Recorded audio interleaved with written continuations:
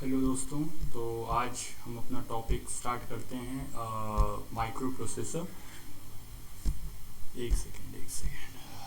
Last time हम लोग का यही टॉपिक रह गया था, तो शुरू करते हैं माइक्रो प्रोसेसर की डेफिनेशन से।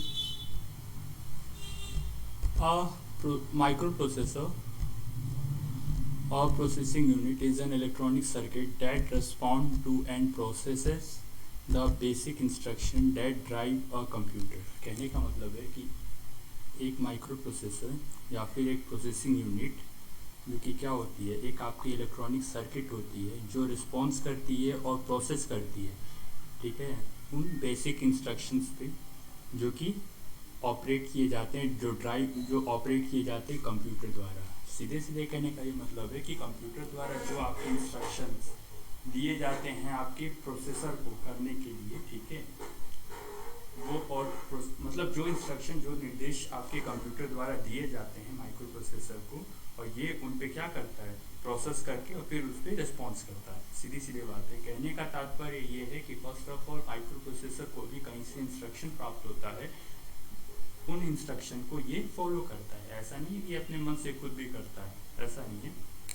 अब कंप्यूटर में कौन से स्थान से माइक्रो प्रोसेसर को इंस्ट्रक्शन दे रहा है ये हम आगे जानेंगे। फिलहाल हमने यहाँ पे अभी तक ये जाना कि एक माइक्रो प्रोसेसर होता है या फिर एक प्रोसेसिंग यूनिट होता है कंप्यूटर सिस्टम का, ठीक है, जो कि एक इलेक्ट्रॉनिक सर्किट होता है जो रिस्पॉन्स करता है और प्रोसेस करता है किसमें, उन बेसिक इंस्ट्रक्शन पे जिन्हें अब कंप्यूटर द्वारा ऑपरेट किया जा रहा है, फिर कंप्यूटर द्वारा दिया जाता है। आगे बात करते हैं। The CPU is seen as the main and most crucial integrated circuitry ने सर्किट होता है वैसे integrated circuit IC chip in an computer as it's responsible for interpreting most of computer commands। देखिए CPU को देखा जाता है एज अ मेन और बहुत ही क्रूशियल IC चिप आपके कंप्यूटर सिस्टम में। अब मेन तो जैसे आप कॉमन समझ सकते होंगे कि बहुत ही महत्वपूर्ण, और क्रूशियल का मतलब है आपका कि बहुत ही संवेदनशील एक IC चिप होती है। IC चिप आपकी सिलिकॉन चिप को बोलते हैं, ठीक है, जिनमें आपकी सेमीकंडक्टर कंपोनेंट्स होते हैं, और ये उन्हीं सेमीकंडक्टर से एक छोटी सी चिप होती है जिसको आप IC बोलते हो। और यही IC जब बड़े पैमाने पर प्रोसेसिंग आपकी करती है, ठीक है, बहुत सारे मिलियंस ऑफ इंस्ट्रक्शन पर सेकेंड जब भी प्रोसेस करता है तब आप उसे प्रोसेसर बोलते हो, ठीक है। और वहीं से ये टर्म आपकी माइक्रो प्रोसेसर निकला है, जिसकी एक अलग डेफिनेशन है, लेकिन उसको आपको यहाँ पे जानने की आवश्यकता नहीं है। ये एक आपकी IC चिप होती है आपके कंप्यूटर में, ठीक है, जैसे कि ये रेस्पॉन्सिबल है क्या करने के लिए, इंटरप्रेट करने के लिए बहुत सारे कंप्यूटर कमांड्स। देखिए कहने का मतलब है कि ये क्या है कि आपके कंप्यूटर के जो निर्देश हैं, ठीक है, उनको इंटरप्रेट करता है। इंटरप्रेट करने का मतलब एज ए ट्रांसलेट, ठीक है, ताकि ये उन यूनिट को, ये मतलब उस प्रोसेसर की बात हो रही है कि कंप्यूटर यहाँ पे प्रोसेसर क्या है, एक ट्रांसलेटर के जैसे भी काम करता है, ठीक है, जो कंप्यूटर द्वारा या फिर बाहर से दिए गए कमांड्स को उनको ट्रांसलेट करके फंक्शन कराता है आपके कंप्यूटर में, ठीक है। अब आगे देखो, CPUs will perform most basic arithmetic logic and IO से तात्पर्य यहाँ पे इनपुट आउटपुट का है, operations as well as allocate command for other chips and components running in a computer. कहने का मतलब है कि ये जो CPU है आपका परफॉर्म करता है basic arithmetic and logic operation, input output operation, ठीक है, और एज वेल एज अलोकेट करता है उन कमांड्स को। देखो अलोकेट या कमांड्स को मतलब कि तात्पर्य यहाँ पर ये है कि पहले तो आप ये चीज़ समझ गए कि CPU क्या करता है, परफॉर्म करता है basic arithmetic and logic operation. Arithmetic मतलब गणितीय, अंक गणितीय जो आपकी होते हैं, जोड़ गुणा भाग, ये सब आपके, ठीक है, ये सब आपके अरिथमेटिक ऑपरेशंस में आते हैं जो CPU द्वारा परफॉर्म किए जाते हैं। और लॉजिक में आपके उन कंपैरिजन टाइप के होते हैं जो ग्रेटर देन, स्मॉलर देन के से जैसे फंक्शन होते हैं। और आईओ से आपका तात्पर्य है input output operation. Input output मतलब कि कोई यूजर है बाहर से आपका कुछ कमांड देने का प्रयास कर रहा है तो वो इनपुट ऑपरेशन होगा, और कोई रिजल्ट है जो कि क्या करना है, प्रदर्शित करना है बाहरी दुनिया से, तो वहाँ पे कोई आउटपुट डिवाइस काम करेगी जिसको ये प्रोसेसर बताएगा कि आप ये काम करो, जो कि उसका काम क्या है, आउटपुट दिखाना, ठीक है। और साथ ही साथ कमांड्स एलोकेट करना, वही चीज़ है। कमांड एलोकेट्स का मतलब है कि उन चिप्स को, मान लीजिए किसी चिप के लिए कोई निर्देश बाहर से दिया गया है, तो ये प्रोसेसर उन कमांड्स को, उन चिप को एलोकेट करता है, मतलब उन्हें प्रदान करता है कि वो उस पर क्या करे, अपने काम को कर सके, ठीक है। और एक तो बात चिप की हुई, दूसरा उन कंपोनेंट्स की भी बात होती है जो कि कंप्यूटर द्वारा रन किए जा रहे होते हैं, ठीक है। ये बाकी कंपोनेंट्स को भी क्या करेगा, आपका कमांड्स प्रदान करेगा। मतलब सीधी बात ये है आपका कि कमांड्स देने का काम आपका ये प्रोसेसर यहाँ पे कर रहा है, ठीक है। कुछ बेसिक ऑपरेशंस हैं जो माइक्रो प्रोसेसर द्वारा परफॉर्म किए जाते हैं। ध्यान रहे कि माइक्रो प्रोसेसर में क्या तात्पर्य है। जब माइक्रो कंप्यूटर में आपका जो प्रोसेसर यूज होता है उसको आप माइक्रो प्रोसेसर बोलते हो, ध्यान रहे, ठीक है। प्रोसेसर माइक्रो प्रोसेसर में आपके डिफरेंस है, हर प्रोसेसर को आप माइक्रो प्रोसेसर नहीं कर सकते, ठीक है। ये कुछ आपके बेसिक ऑपरेशंस, ठीक है। ये ऑपरेशंस नहीं, इनको फंक्शंस बोले जाते हैं, ठीक है। जो ये प्रोसेसर आप माइक्रो प्रोसेसर आपका परफॉर्म करता है, फंक्शंस होगा यहाँ पे। पहला जो ऑपरेशंस या फंक्शन है जिसको आप समझ सकते हो, पहला आपका फेच का। फेच क्या है? It is is the operation, ये आपकी ऑपरेशन है which receives instruction from program memory from A system RAM. कहने का मतलब है कि ये एक ऑपरेशन है, ठीक है। ये एक प्रक्रिया है जिसमें क्या होती है, रिसीव की जाती है निर्देशों को, ठीक है। कहाँ से? प्रोग्राम से। प्रोग्राम मेमोरी मतलब एक सॉफ्टवेयर होता है, ठीक है, जो कि रन कर रहा होता है। वहाँ से, उस सॉफ्टवेयर से आपको कोई इंस्ट्रक्शन दिया जाता है, ठीक है। किसको? प्रोसेसर को। ध्यान रखें, ठीक है। यहाँ पे जो फेच की बात हो रही है ना, ये माइक्रो प्रोसेसर की फंक्शन है। ये आपका माइक्रो प्रोसेसर जो काम कर रहा है उसकी बात हो रही है। ये क्या करता है आपका कि रिसीव कर रहा है। फेच में क्या होता है कि रिसीव करता है निर्देशों को, ठीक है, आपके उस प्रोग्राम से, ठीक है, जिस प्रोग्राम पे इसने क्या कोई इंस्ट्रक्शन निर्देश प्राप्त किया है। अब वो जो प्रोग्राम होती है वो कहाँ आपकी होती है? आपके सिस्टम के रैम में, रैंडम एक्सेस मेमोरी में। समझ में आया? चलिए, दूसरा ऑपरेशन या फंक्शन क्या है? डिकोड करना। Decode is where the instruction is converted to understand which other part of the CPU are needed to continue the operation। कहने का मतलब है डिकोड से आपका तात्पर्य ये है कि जो इंस्ट्रक्शन या निर्देश आपके प्राप्त होते हैं CPU को, वो एक कोडेड फॉर्म में होते हैं, ठीक है। तो उन कोडेड फॉर्म के इंस्ट्रक्शन को ये क्या करेगा? डिकोड करेगा, ताकि उसको क्या किया जाए? समझा जा सके, ठीक है, खुद भी और दूसरे पार्ट भी, जो CPU के आपके अदर पार्ट हैं, ALU वगैरह जो भी है, फलाड़ी माका भी, ठीक है, आगे के ऑपरेशन को परफॉर्म करने के लिए, ठीक है।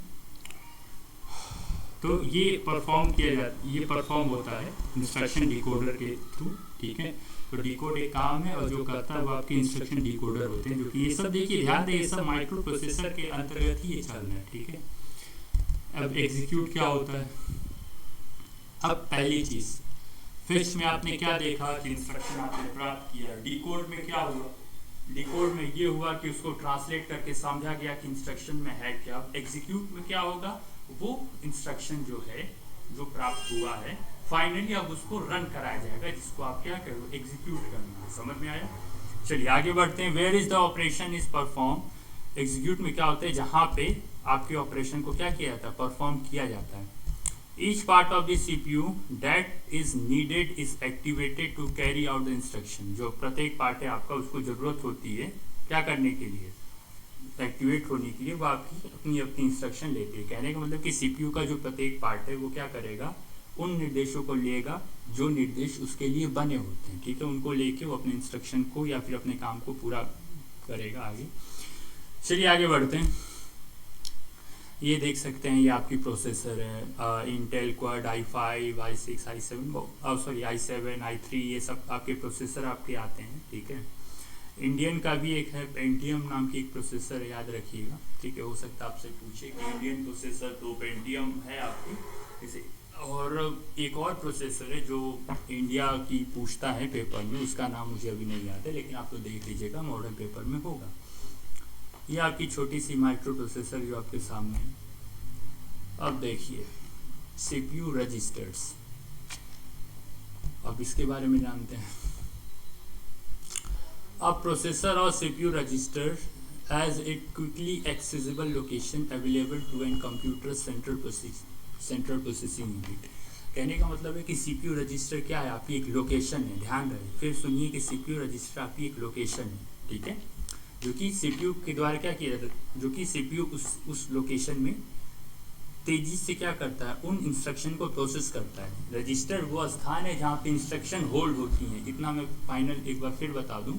ठीक है, रजिस्टर वो एक स्थान है जहाँ पे आपकी इंस्ट्रक्शन जो है वो छोटी छोटी अमाउंट में क्या होती है, स्टोर होती है। ठीक है, और वहीं से आपकी आगे फंक्शन होती है, और वहीं से आपकी सीपीयू अपने इंस्ट्रक्शन को, उन्हीं इंस्ट्रक्शन को उठा के अपने अपने काम को परफॉर्म करता है। ठीक है, ये कुछ आपकी रजिस्टर्स हैं जो कि यहाँ पे दी गई हैं। उन रजिस्टर्स के टाइप के बारे में थोड़ा क्लासिफाइड किया गया है, एक्सप्लेन कर दूँ इसे। पहला है एक्यूमुलेटर। ये आपका रजिस्टर पूछता है, डेफिनेशन नहीं, एमसीक्यू का ही क्वेश्चन है आपका, कि this is the most frequently used register use to store data taken from memory. कहने का मतलब है कि ये आपकी बहुत ही तेजी से इस्तेमाल होने वाली रजिस्टर है, जो कि यूज़ किया जाता है डेटा को स्टोर करने के लिए, जो मेमोरी से ली जाती है। It is an different number and in different micro processor. कहने का मतलब है कि इसमें आपकी कई सारे आपकी वेरिएशंस आती हैं, जो कि डिफरेंट माइक्रो प्रोसेसर में आपकी अलग अलग होती है। अगली क्या है, देखो ये आपका सीधी सीधी बात है, ये स्टोर क्या कर रहा है, डेटा। ध्यान रहे, ठीक है। अब अगला देखते हैं, मेमोरी एड्रेस रजिस्टर। ये क्या होती है, ये होल्ड करती है एड्रेस ऑफ द लोकेशन। ध्यान रहे, ये क्या होल्ड करती है, address of the location. Address किसकी, लोकेशन की, to the access from memory, जिसको क्या करना है, जिस डेटा को एक्सेस करना है मेमोरी से। ध्यान रहे, मेमोरी जो कि बात हो रही है एक वो प्राइमरी मेमोरी में आपकी रैम की। ठीक है, तो उस लोकेशन को ये क्या करता है, एक्सेस करने के लिए, तो उस रैम में जो प्रोग्राम, जो डेटा वगैरह रखा रहता है, उनकी लोकेशंस को कि वो कहाँ है, इस रजिस्टर में आपका होता है, जिसको आप मेमोरी एड्रेस रजिस्टर बोल रहे हो। ठीक है, अब एक दो चार और है, ये MAR MDR वैसे फालतू का है, ये आपका पूछता वगैरह वैसे है नहीं। ठीक है, हाँ, ये जो यही है कि MAR जो है आपका मेमोरी डेटा रजिस्टर, ये भी साथ में आपकी वही फैसिलिटी देते हैं कम्युनिकेशन का, किससे, CPU से और मेन मेमोरी से। ठीक है, आगे क्या है, ये क्या है आपका मेमोरी डेटा रजिस्टर। ये क्या कंटेंट करता है, data to be written into or to be written out from the address location.